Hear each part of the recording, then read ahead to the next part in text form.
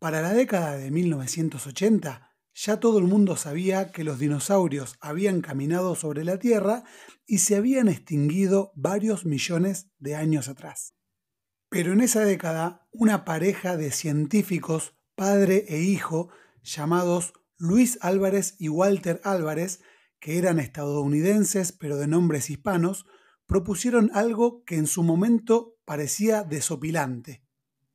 Decían que la causa de esa extinción había sido el impacto de un asteroide proveniente del espacio. Hoy en día, con muchas evidencias, esa teoría, por más desopilante que parezca, parece ser la más acertada con la realidad. Y hoy tuve una conversación espectacular con el científico y divulgador mexicano Sergio de Régules, que me contó una anécdota personal que lo vincula a él mismo con Walter Álvarez y con esta teoría de la extinción de los dinosaurios. Los dejo entonces con la anécdota de Sergio de Régules. Sí, es una historia, además, como es personal, creo que para mí es muy entrañable esto que te voy a contar que me sucedió en el año 2014. Decidí escribir un libro sobre impactos de meteoritos. El trasfondo también es que el Fondo de Cultura Económica, que es una editorial mexicana, pero internacional muy, muy reconocida, tiene un concurso. Y yo dije, bueno, pues voy a escribir un libro sobre impactos de meteoritos con énfasis en el evidente que es el impacto de Chicxulub, que condujo a la extinción de los dinosaurios y 95% de los organismos en la Tierra a finales del periodo Cretácico, pero no solo de ese, sino de otros impactos, empezando por el de Chelyabinsk, que fue muy hermoso y me da a mí oportunidad como divulgador de escribir imágenes hermosas, ¿no?, con las cuales jalar al público. Y lo empecé a escribir cuando ya se acercaban las fechas de que fuera yo a Italia a pasar un tiempo en este castillo. Y resulta que en el libro hablaba yo de cómo se supo que fue un impacto lo que causó la extinción, que es una historia muy compleja que ilustra maravillosamente bien cómo opera la ciencia, porque no es un descubrimiento como a veces nos pintan las cosas, ¿no? A veces nos pintan el proceder de la ciencia como una serie de descubrimientos hechos por iluminados a los que les llega de pronto la idea del éter divino, ¿no? Y esta historia mostraba clarísimamente que eso no es así, porque había tenido que ver con el trabajo de un geofísico que se llama Walter Álvarez y otras muchas personas, y un lugar en Italia que se llama la Cañada del Botachone, que está en los Apeninos, donde hay montones de estratos geológicos de sedimentos marinos antiguos, ahora emergidos a 600 metros sobre el nivel del mar por los movimientos tectónicos, en donde tienes un registro de 100 millones de años continuos de historia de la Tierra, entre otras cosas de historia de la vida, porque en esos sedimentos marinos pues hay microfósiles de unos organismos que se llaman foraminíferos, que tú debes conocer mejor que yo, que flotan en todos los mares y por lo tanto pues siempre están cayendo al fondo del mar en lugares tranquilos y se van depositando en las rocas que después forman los estratos. Se dan cuenta de que entre los estratos de la era del periodo Cretácico y los que siguen inmediatamente después, coincide con la extinción de los dinosaurios y todo eso, había una capa de arcilla muy delgada donde no había fósiles. Era una capa de arcilla gris, no tenía fósiles, estaba entre los estratos del Cretácico y los del periodo posterior, que hoy se llama Paleógeno, antes se llamaba el periodo terciario, cambió de nombre. Y además ocurre otra cosa muy interesante, que es que en el Cretácico se observan montones de especies de foraminíferos de tamaños distintos y de especies muy variadas, e inmediatamente después, en el Paleógeno, o sea, después de la famosa extinción, se observan muy pocas especies. Y entonces claramente algo había pasado ahí a nivel del plancton, de los foraminíferos. Había ocurrido una catástrofe foraminífera también, y entonces Walter Álvarez se dice, esta capa de arcilla tiene que ver con la extinción. No sé bien cómo, pero tiene que ver con la extinción. Y para no hacer el cuento largo, a partir de ahí es donde se le ocurre estudiar la capa de arcilla. Con otros colegas encuentra que tiene altas proporciones de metales pesados como iridio y platino, sobre todo iridio, y concluyen después de muchos dolores de cabeza que esa capa de arcilla solo puede ser la huella de un impacto de un objeto proveniente del espacio hace mucho tiempo. O sea que entre el Cretácico y el Paleógeno hubo un impacto, porque además esta capa de arcilla se observa en todo el mundo. Otro geofísico lo había estudiado en España, el geofísico holandés Jan Smit había estudiado lo mismo en España, y es cuando en 1980 publican, tanto Álvarez y sus colegas como Smit y los suyos, publican artículos en donde dicen, bueno, pues concluimos que la extinción del Cretácico se debió al impacto de un objeto, que además debe haber tenido unos 15 o 20 kilómetros de diámetro y debe haber causado montones de estragos en la biosfera que llevaron a la extinción. Bueno, pues estaba yo escribiendo eso, ¿no? En mi libro, estaba yo fascinado con la historia, cuando de repente me di cuenta de que yo en unas semanas me iba a Italia, donde está la cañada del Botachone. Y entonces se me ocurrió pensar, bueno, yo voy a estar ahí, posiblemente voy a terminar el libro ahí porque no lo he terminado, y, y ya estoy en Italia, ¿dónde estará la famosa cañada del Botachone? Y mientras abría yo Google Maps, me decía a mí mismo, no, bueno, Italia es muy grande, ¿no? O sea, no es un país tan pequeño, a lo mejor yo estoy en un lugar y esto queda en la Cochinchina y no voy a poder llegar. Bueno, abro Google Maps y me encuentro que Gubbio, que es la ciudad que está ahí cerca, y la cañada del Botachón estaban a 30 kilómetros de mi castillo. Ah, Entonces, wow. entonces, bueno, esa es una de esos momentos de fortuna de la vida que yo todavía no me creo, ¿no? Que dije, bueno, por supuesto que tengo que arreglármelas para ir de alguna manera. Cojo una bicicleta de ahí y me voy yo. De alguna manera lo voy a hacer cuando llegue yo por allá. Y estando allá, terminé el libro, lo mandé al concurso del Fondo de Cultura Económica y ya en esas estaba.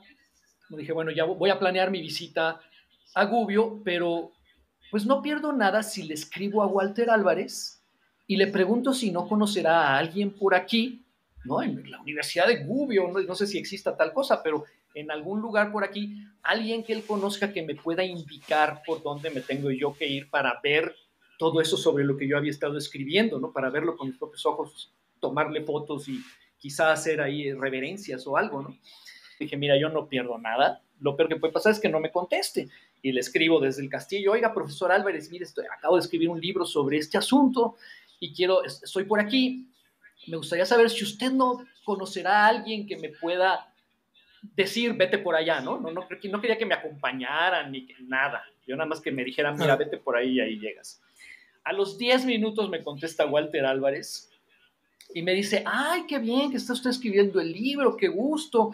Y fíjese que da la casualidad de que mi amigo Jan Smit, o sea, el otro descubridor de la hipótesis de impacto, que es menos conocido, pero ellos dos se consideran uno al otro co-descubridores de la hipótesis de impacto para la extinción. Claro, y hace falta aclarar a la audiencia por las dudas que Walter Álvarez es toda una celebridad, digamos, por esta de la teoría de la extinción masiva a raíz de un meteorito.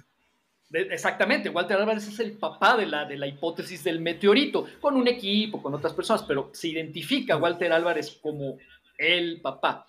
En realidad, Walter Álvarez y Jan Smit son los dos papás de la hipótesis de impacto, y es exacto, es toda una celebridad. O sea, cuando te contesta un email, Walter Álvarez, bueno, déjame decirte que yo lo puse inmediatamente en Facebook, ¿no? Dije, me contestó el Walter Álvarez, ¿no? O sea, el mismísimo Walter Álvarez me contestó. Bueno, y me dice, pues mi amigo Jan Smit anda por ahí y dice que con mucho gusto lo lleva. Entonces, imagínate, ¿no? La doble casualidad de que estaba muy cerquita de donde yo me encontraba y que por ahí estaba Jan Smit de vacaciones con su esposa y que con gusto me llevaba. Entonces le escribí a Jan Smit, quedamos de vernos ahí un día, ¿no? Llegamos nosotros en un taxi desde el castillo y a las 11 en punto llegó Jan Smit en coche con su esposa y bueno, nos paseamos por ahí con él, nos contó un montón de cosas interesantísimas. También tuve oportunidad de preguntarle acerca de una hipótesis alternativa que existía y de hecho sigue existiendo de la extinción, que resulta que al mismo tiempo en que ocurría la extinción hay evidencia de grandísimas erupciones que deben haber tenido efectos mundiales que formaron una capa gigantesca de lava que se encuentra en la India, que se llama las gradas del Deccan. y hay una paleontóloga que se llama Gerta Keller de la Universidad de Princeton, que con su equipo siempre ha sostenido que son las erupciones y no el impacto lo que causó la extinción. En ese momento era Gerta Keller y su pequeño equipo de disidentes diciendo no, son solo las erupciones, y todos los demás que poco a poco habían ido transitando a la idea del impacto, que al principio tuvo muchos problemas, pero ya para 2014, que estaba yo ahí con Jan Smith, era la hipótesis más aceptada.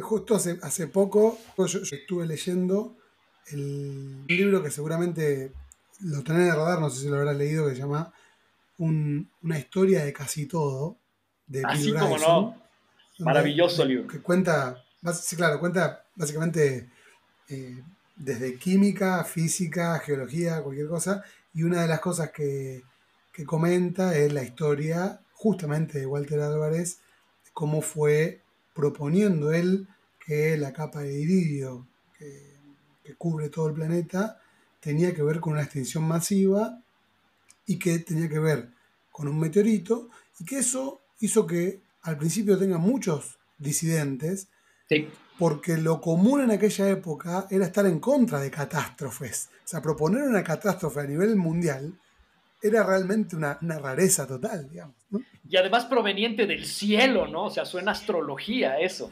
Sí, sí, por supuesto. Totalmente, Tuvo todo eso en contra, ¿no? totalmente. Y otras cosas, como por ejemplo, que parte del equipo de Walter Álvarez era su papá Luis, que era un físico de partículas, al cual Walter le pidió ayuda y al que se le ocurrió una idea muy ingeniosa para encontrar cuánto había tardado en formarse la capa de arcilla.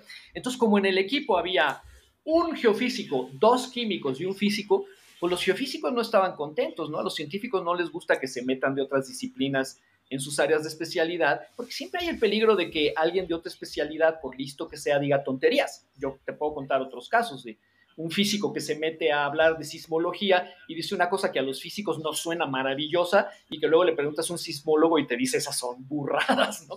Bueno, el caso es que, bueno, y ese libro de Bill Bryson es una maravilla, ¿eh? Añádase que Bill Bryson no, él cuenta que él no sabía nada de ciencia antes de empezarlo a escribir. ¿Viste en el prólogo que decía eso, Bill Bryson? Parece mentira. Parece mentira porque es un libro tremendo, ¿no? Bueno, en todas estas cosas que me contó Jan Smith en ese momento, y que fue, bueno, para mí ese fue para mí es uno de los días más señeros de mi vida, ¿no?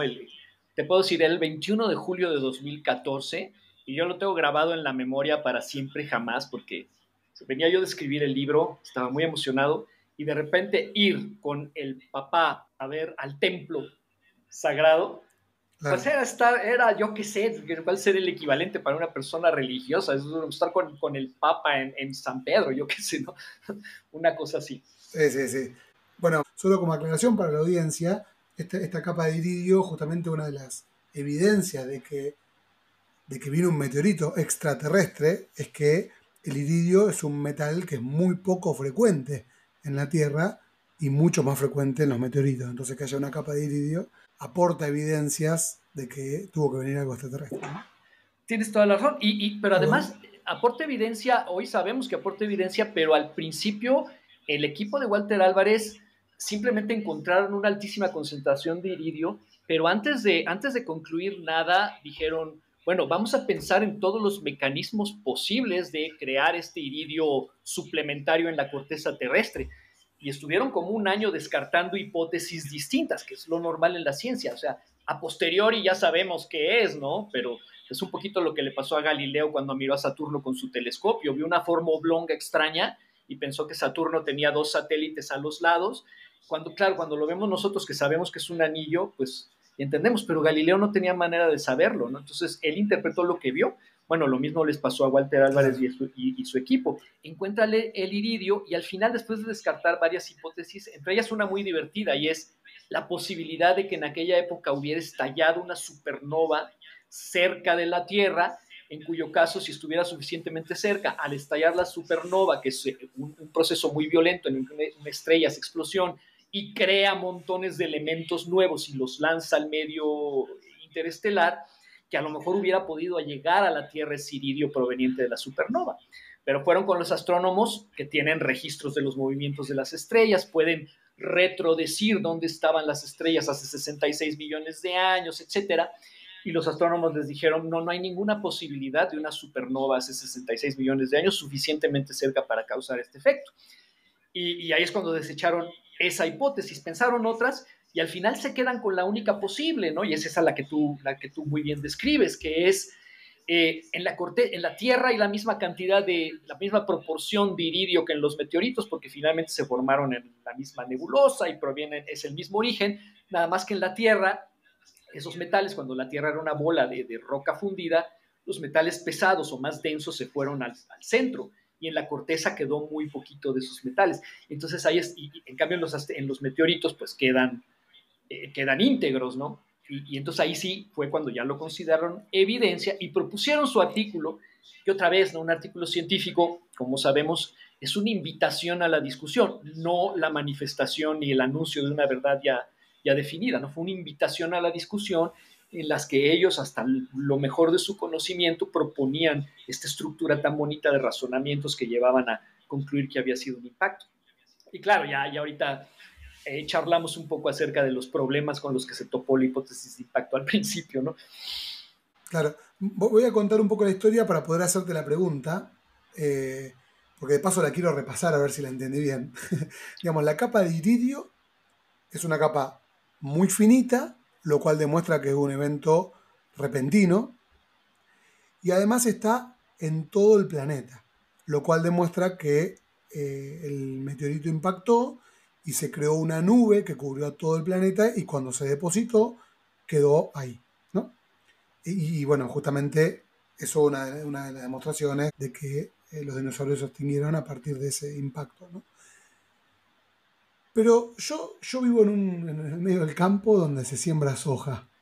¿Por qué uno, y es una pregunta bien geológica y bien de divulgación, porque yo de verdad no la conozco la respuesta, ¿por qué uno tiene que ir a esos lugares a encontrar esas capas al descubierto? ¿Qué pasa si yo ahora en el patio de mi casa, con una buena perforadora, hago un pozo? ¿Encuentro también la capa de iridio en mi casa? Debería encontrarla si cubrió todo el planeta. Es una pregunta buenísima. Ahora, piensa lo siguiente, cubrió todo el planeta hace 66 millones de años y desde entonces la corteza terrestre por los movimientos tectónicos pues sube y baja, hay cosas que se hunden, hay cosas que emergen, hay cosas que se revuelven, hay rocas que acaban encima de otras.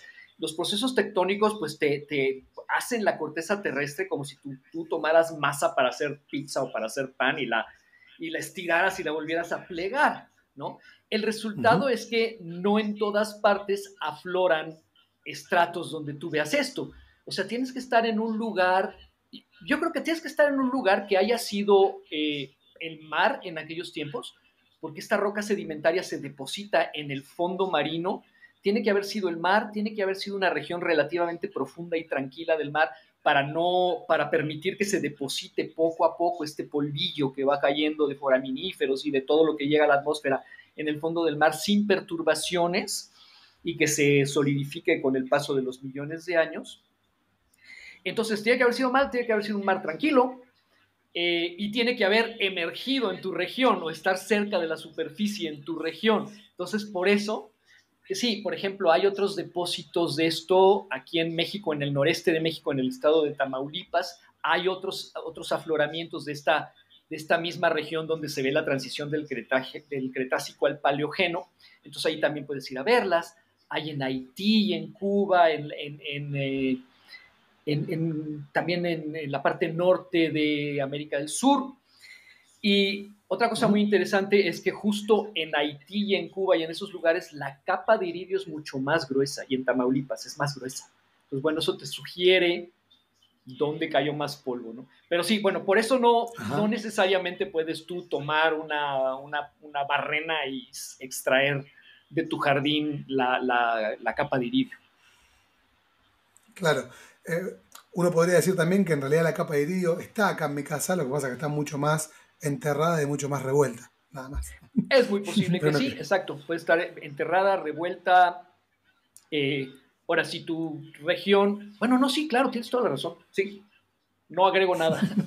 Eh, justo acá en Argentina tenemos Ischigualasto, es un parque provincial de la provincia de San Juan que tiene fósiles de dinosaurios de hace 250 millones de años, y que siempre, bueno, yo estuve ahí 2 veces y me llamó la atención, digo, ¿cómo puede ser si los dinosaurios estaban más o menos igual repartidos en San Juan que acá, que yo estoy a 1000 kilómetros?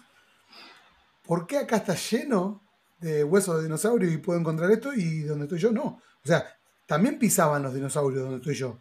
Lo que pasa es que si quiero ir a buscar esos huesos, no sé, están mucho más enterrados. Es como, me cuesta mucho más razonarlo. Es una pregunta que siempre tuve, digamos, ¿no? Pero la respuesta es exactamente la misma, ¿no? Que al final de cuentas la corteza terrestre no simplemente, no es una cosa tersa y suave y continua, sino que los movimientos de las placas tectónicas, ¿no? Hacen este proceso de revoltura que hace que en unos lugares haya afloramientos con fósiles de dinosaurios y en otros, ¿no?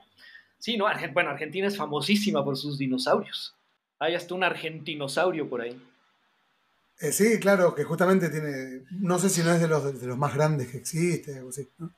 Eh, bueno, el otro que te iba a comentar justamente es esto, de que justo que estaba hablando de impactos de meteoritos, hace un tiempo me descargué un paper y lo tengo todavía, así que te lo voy a mandar por mail. Hace rato que no lo abro, pero lo leí más de una vez. De unos autores que se dedicaron a explorar cuál es la posibilidad de que te caiga un meteorito en la cabeza. Básicamente es eso. Y que básicamente lo que hacen es tomar la superficie total de la Tierra, la superficie de un meteorito, las probabilidades de que entre un meteorito y que sobreviva a la atmósfera, etcétera, y van calculando, restando posibilidades y llegan a un número, que es fantástico. A mí lo que me resulta muy gracioso es justamente el tipo de razonamiento que se dedicaron a hacer, ¿no? Eh, Porque bueno, hasta donde yo sé, que estuve leyendo, se me dispara ahora esto, hay solo una única evidencia de un meteorito que cayó sobre una mujer. ¿Eso fue en Estados Unidos o no? Sí, sí, sí, Entonces, hay esa, y alguna vez vi yo, porque lo recuerdo porque vi la foto en una revista en los años 90, una cosa así, de uno que había caído sobre la parte de atrás de un coche. O sea, le había caído a un auto y se veía el agujero que había causado una roca así como de ¿qué será? Unos 30, 40 centímetros de diámetro, lo que había sobrevivido al ingreso, y había agujerado ¿cómo se llama? ¿Cómo dicen en Argentina? El baúl del auto. el baúl. Ya, pues el Ajá, baúl mira. del auto lo había agujerado. Entonces, esa no fue una persona, pero vaya, también cayó y han agujerado techos y cosas así, ¿no? Oye, ¿cuál era el número? ¿Cuál era? ¿Te acuerdas? Me parece que era una entre 10 a la 12. Que igual me parece bastante alta, ¿no? A mí también. Voy a salir con paraguas de ahora en adelante. Sí, sí. Igual era un paper. A mí me llamaba la atención de que fuera un paper, porque era más algo gracioso, pero estaba en una revista científica en serio. Por eso lo traigo a la discusión. Sabes que finalmente es muy parecido al razonamiento de la ecuación de Drake. ¿Te acuerdas de la ecuación de Drake, que es es para estimar las probabilidades de que haya otras civilizaciones en esta galaxia? Y se la inventó Frank Drake, un astrónomo, ¿no?, de Estados Unidos, en los años 60, con razonamientos Ujú. justo de ese tipo, de decir, bueno, ¿cuál es la probabilidad de que se formen planetas? Bla, bla, bla. Y multiplicó probabilidades. Y tiene una ecuación que en realidad pues es un ejemplo como el que tú estás diciendo, no es nada así muy Sí, sólido sí, sobre lo cual tengamos claro. números confiables, es nada más para darte una idea, porque distintas personas con distintos números llegan a una sola civilización aparte de nosotros en la galaxia, hasta miles de millones, ¿no? Que la galaxia debería estar llena Claro, de claro. vida y civilización. Y finalmente esto también se parece a una cosa que se llaman los problemas de Fermi, que era Enrico Fermi, el físico italiano de mediados del siglo XX, que Ujú. se le ocurrían problemas así de este tipo. Hay un problema muy famoso de Fermi que es, calcule usted cuántos afinadores de pianos hay en Chicago. Y es literal que llegó y lo puso en una clase como examen a unos alumnos. Dijo, el problema de hoy es calcular cuántos afinadores de piano hay en Chicago, sin ningún número de ninguna especie. Entonces, claro, empieza a hacer exactamente lo mismo que cuentas tú que hicieron los de la probabilidad de que te caiga un meteorito, o la ecuación de Drake, que dices, bueno, la población de Chicago, ¿cuál es? ¿Qué proporción de casas tienen piano, ¿no? Que alguien toque, porque si nadie lo toca, y etcétera. Entonces, Claro. sin ningún número, la idea es que tú, razonando como científico, puedas dar una aproximación a una respuesta, ¿no? Entonces yo creo que son problemas que sí pueden llegar a ser papers, pero claro, de cierto tipo de papers, ¿no? Claro, claro, no el más prestigioso, pero fíjate cómo interesantísimo, yo que vengo de otra rama, leí muchísimos papers, pero este lo tengo guardado y lo releí 3 o 4 veces, porque yo es como que no puedo creer, no puedo creer el nivel de curiosidad que tiene este estudio, digamos, ¿no? Quería cambiar de tema porque justo hablando de las curiosidades científicas, hay un libro que vos tenés que no leí, pero que también me abrió la puerta a invitarme a leerlo, que se llama La mamá de Kepler. Ya el título a mí me llama muchísimo la atención. Yo leí 2 biografías de Kepler y muchas de otros científicos. Y casualmente la de Kepler es una de las biografías que más me gusta porque es llamativo y me imagino por dónde va la cosa. Pero contanos vos, ¿por qué ese libro y qué tiene de particular ese título? La mamá de Kepler era bruja, como sabrás si leíste la biografía. Kepler es uno de mis personajes favoritos de la historia de la ciencia. Y resulta que la mamá de Kepler era una mujer muy pendenciera, peleonera, conflictiva. Hacía pociones de buena suerte que les vendía a los marinos y para subirse al barco, ¿no? Y resulta que esto le causó a Kepler, más tarde en su vida, le causó un montón de problemas. Cuando Kepler ya era, después de muchos trabajos y de muchas vicisitudes, era el matemático imperial del Sacro Imperio Romano, que era así el puesto científico más grande. Su predecesor había sido Tycho Brahe en ese puesto. Cuando Kepler ya era el matemático imperial, resulta que su pueblo de origen, que es una ciudad que se llama Weilerstadt, la mamá pues hizo enfurecer a alguien y total que la acusaron finalmente de bruja y la querían meter a la cárcel. La señora ya tenía 70 años en el siglo XVII, imagínate, pues era complicadísimo y Kepler se las vio negras para tratar para salvar a su madre pues, de lo que le fuera a tocar, ¿no? Le iba a tocar pues, por lo menos la tortura, ¿no? Mínimo Claro. tortura le iba a tocar. La tuvieron en prisión y bueno, Kepler tuvo que mover influencias y pasarlas de Caín para salvar a su madre. Finalmente la salvó, pero la pobre mujer se murió como a los 2 meses porque pues, se le había pasado muy mal. Pero era porque la mamá era bruja, ¿no? Entonces es un personaje sensacional, ¿no? Claro, o sea, repitamos el grado de curiosidad. Estaba acusada de ser bruja. Parece mentira. Estaba acusada de ser bruja, de echarles mal de ojo a los habitantes del pueblo, ¿no? Se decía que la esposa de fulano había pasado frente a la casa de la señora Kepler y la señora Kepler la había mirado feo, ¿no? Y después ella había muerto y entonces sí, la acusaban de bruja. Sergio, a mí me pasó. Yo habiendo leído la biografía de Kepler, y yo miré dentro cuando uno googlea tu nombre, escribiste un montón de libros de divulgación, y fui directo al que se llama La mamá de Kepler, porque yo ya sabía que la habían acusado de bruja. Entonces digo, bueno, este libro tiene que ser espectacular. Tiene sus partes, tiene sus partes. Qué bueno, qué bueno. Sergio, para vos, ¿cuál es la pregunta más grande de la humanidad que aún no tiene respuesta? Hay un problema muy peliagudo en la cosmología, ¿no? Que es la ciencia del origen del universo. Y el problema muy peliagudo es que desde el lanzamiento del telescopio James Webb, hace un par de años, ¿te acuerdas que empezó a transmitir? En 2022 se publicaron las primeras fotos del telescopio James Webb, ha estado haciendo un Ujú. montón de observaciones, pero unas de esas observaciones son de galaxias muy lejanas. Y ya sabemos que cuando decimos muy lejanas, también quiere decir muy antiguas, ¿no? Porque su luz ha tardado más tiempo en llegarnos y así, mientras más lejos miras en el espacio, más retrocedes en el tiempo, en lo que estás viendo. Y resulta que el James Webb ha encontrado una anomalía con respecto a la teoría de formación de galaxias y del Big Bang. Y es que encuentra en épocas muy, muy tempranas, o sea, en regiones muy lejanas, encuentra galaxias muy grandes y ya muy bien formadas.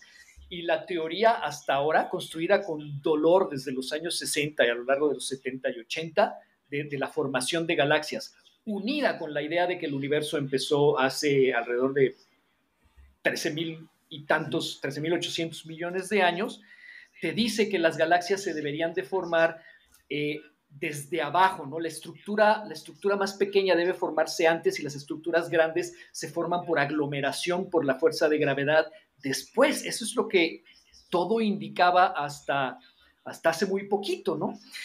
Entonces eso quiere decir que primero se tendrían que haber formado estrellas, las primeras estrellas se deben haber formado sin galaxias, ¿no? Hoy, claro, hoy las estrellas se forman dentro de galaxias, pero en aquella época, muy temprana en la historia del universo, primero se formaron estrellas y esas estrellas luego se aglomeraron y formaron galaxias. Y resulta que pues encuentran galaxias muy bien formadas en una época tan temprana que es incompatible con este modelo estándar de la cosmología. Y eso se llama la crisis en la cosmología y otra vez es un tema de rabiosa actualidad. Están muy Claro. preocupados los cosmólogos y los astrofísicos con este problema y en efecto pues no sabemos cuál es la solución. Entonces creo yo que esa es una pregunta muy muy grande y Claro. resulta que empiezan a aparecer estas anomalías, entre ellas la del James Webb, que lleva a que quizá tengamos que deshacernos de la teoría de formación de galaxias que ocupó por lo menos toda la mitad del siglo pasado, ¿no? Para construirse, ¿no? La segunda Claro. mitad del siglo pasado. Entonces, yo creo que esa es una pregunta tremenda de la que, pues, a ver si conocemos la respuesta. Me llega, la única, digamos, acotación que puedo hacer ahora es, pero mirá qué problema que nos trae observar. Porque si ¿Verdad? no hubiéramos enviado, claro, si no hubiéramos enviado ese telescopio, estaríamos todos contentos con la teoría ya formada, pensando que todo cierra. Digamos. Pues sí, Eh, Hay muchos ejemplos en la ciencia de que como producto de querer observar un poquito más, uno de alguna manera se compra un problema, digamos.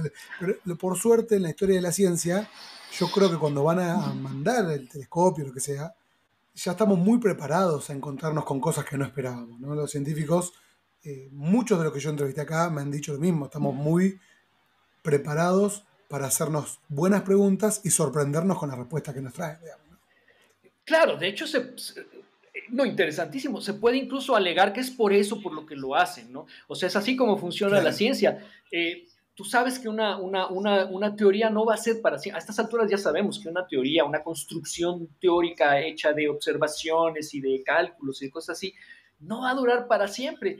Y finalmente eso es lo que hace uno como científico, seguir observando, y en efecto la historia de la ciencia es un continuo tirar a la basura teorías porque por nuestra curiosidad de seguir observando nos topamos con que estábamos totalmente mal, ¿no? Entonces es una observación fabulosa. Claro, porque yo me imagino bueno, cuando empezaron a ver estas galaxias, a mí la primera reacción que me sale es, no tenemos más problemas ahora tenemos más problemas que antes. Esa podría ser la respuesta, pero hay otra característica que tú también conoces bien de los científicos y es que justamente cuando más interesante es la ciencia es en los periodos en los que encuentras anomalías, porque cuando ya todo está dicho y tienes un paradigma y todo cuadra con el paradigma, pues la ciencia es relativamente aburrida, ¿no? Estás haciendo como comprobaciones o sacando resultados menores o aplicaciones o cosas de estas.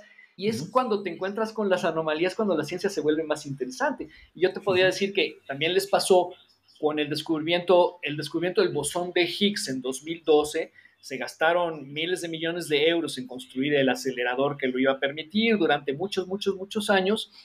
Y yo me acuerdo que en algún momento les preguntaron a muchos de los participantes en ese proyecto qué sería lo mejor y qué sería lo peor que podría pasar una vez que se pusiera en marcha el Gran Colisionador de Hadrones, que es el aparato del CERN, ¿no? Uh-huh. Y la verdad es que todos decían que lo peor que podía pasar no es que el aparato dijera, que el experimento dijera, pues no, están totalmente equivocados, que al contrario, que eso era lo mejor que podía pasar. Lo peor que podía pasar, según los científicos, era que el aparato dijera, sí, mira, aquí está tu bosón de Higgs y es exactamente lo que pensabas. Eso era lo peor. Claro. digo, sabemos que es así, pero yo creo que a mucha gente que no está cercana a la ciencia le puede sorprender que lo que más nos gusta en la ciencia es cuando nos dice la naturaleza que estamos mal, ¿no? Porque entonces es cuando es más emocionante, cuando hay más trabajo, cuando es más emocionante. Igual, corregime si estoy equivocado, pero justo con el bosón de Higgs, el resultado fue el peor, digamos, porque luego se confirmó que existía tal como estaba predicho. Básicamente, pues sí, hoy decimos que sí se descubrió el bosón de Higgs. Entonces sí tienes razón, posiblemente ocurrió lo peor que podía ocurrir, ¿no? Gastarte millones y millones de euros para que la naturaleza te diga, tenías razón, ¿no? Bueno, ¿y ahora qué, no? Muy interesante, ¿Y ahora qué hacemos? muy interesante. Claro, claro. Eh, Sergio, si pudieras ponerte en los zapatos de cualquier científico de la historia, ¿a quién elegirías? No te va a sorprender. A Ujú. Kepler. No tanto como Kepler es conocido por las leyes del movimiento planetario que se enseñan como las 3 leyes de Kepler. La historia, por supuesto, es más complicada, ¿no? Tú que leíste Ujú. biografías de Kepler lo sabes muy bien, pero Ujú. sobre todo Kepler por lo bien que se la pasaba haciendo lo bien y lo mal, lo intensamente que vivía la ciencia, ¿no? Porque Kepler a los 22 años, dando una clase de geometría a niños aburridos en una escuelita en Austria, era maestrito de escuela primaria y estaba haciendo un dibujo de geometría y astronomía, estaba haciendo un dibujo de la parte del círculo de las constelaciones donde se mueven los planetas, las partes donde solían ocurrir las conjunciones entre Júpiter y Saturno, ¿no? Entonces los planetas pues están ahí, se están moviendo y a veces coinciden en el cielo y los vemos como dos lucecitas muy cercanas, aunque hoy sabemos que por supuesto uno está más lejos que el otro, pero bueno. Entonces estaba pintando dónde ocurrían las conjunciones de Júpiter y Saturno y le salió una figura geométrica que total lo hizo tener una revelación repentina que lo llevó a concluir nada menos que por qué el universo estaba hecho como estaba hecho. Y el contexto es, Kepler está pensando que el Sol está en el centro del universo, no del sistema solar, sino de todo el universo, contra lo común en la época que todavía era pensar que era la Tierra. Kepler está pensando en el Sol en el centro y después en la existencia de solamente seis planetas, ¿no? Eh, que son Mercurio, Venus, la Tierra, que para Kepler ya es planeta, para sus inmediatos antecesores y sus contemporáneos no, y luego Marte, Júpiter y Saturno, que son los únicos que se ven a simple vista, ¿no? Entonces son 6 planetas, Claro. Ah, son los cinco que se ven a simple vista sumado a la Tierra. sumada a la Tierra, que para Kepler es planeta, si bien Ujú. para los demás no lo era, Claro, ¿no? Era el centro del universo.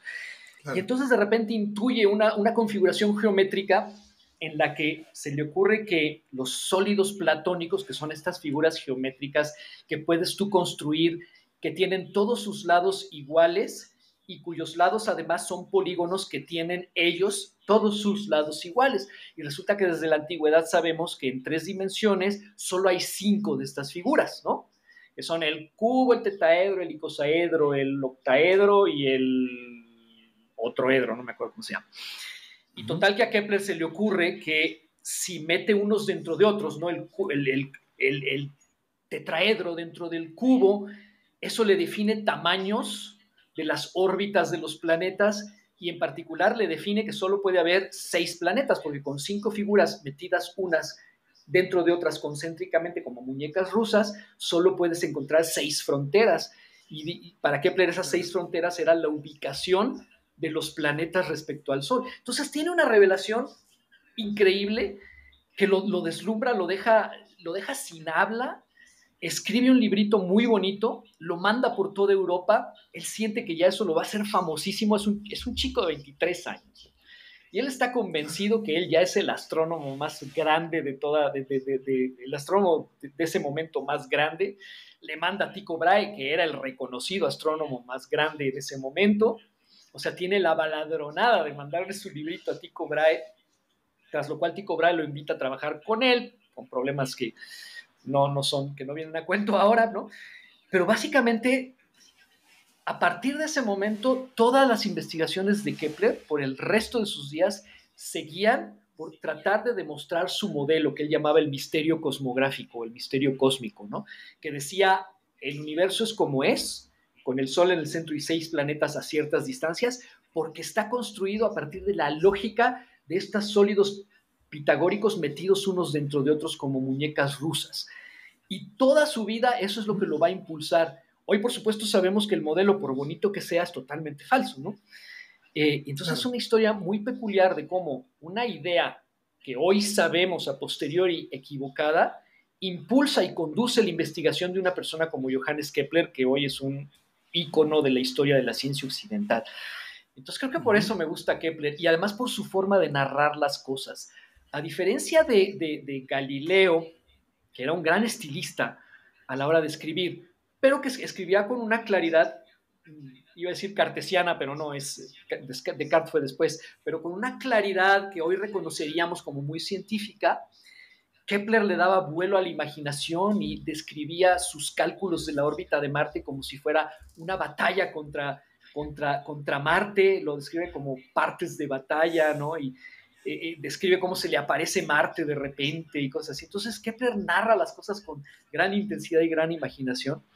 Es interesantísima la historia de Kepler. Lo que existía hasta sus días es únicamente la observación del cielo a simple vista, nada más. Vos imaginate cuántos de nosotros tenemos la misma información y no somos ni siquiera un décimo capaces de describir lo mismo que hace Kepler, y que haya tenido esa genialidad. Parece mentira de que eso, que es una genialidad matemática, esté en la misma persona con una persona que se coma la curva de que están los planetas uno dentro del otro porque están los sólidos pitagóricos. Es una locura. Bueno, y eso es lo bonito del personaje de Kepler, que ilustra también que no es cierto que todo científico sea un ser absolutamente racional 24 horas al día, 7 días a la semana, y que solo sea raciocinio puro, ¿no? Y que todo el fundamento de lo que hace se base nada más en cosas súper comprobadas, como puede ser el cliché el día de hoy, ¿no? En Kepler, y yo creo que en gente más moderna también se ilustra, está al mismo tiempo el místico, el astrólogo, eh, incluso un poco el supersticioso, si tú quieres, ¿no? Creo que era menos supersticioso que otras personas en su época, pero lo era un poquito. Entonces, en Kepler están mezcladas todas esas cosas y la intensidad para vivir la ciencia, ¿no? Qué maravilla, qué maravilla. Excelente, Sergio. La verdad que te agradezco. Disfruté muchísimo, muchísimo de la charla. Igualmente, Bernardo.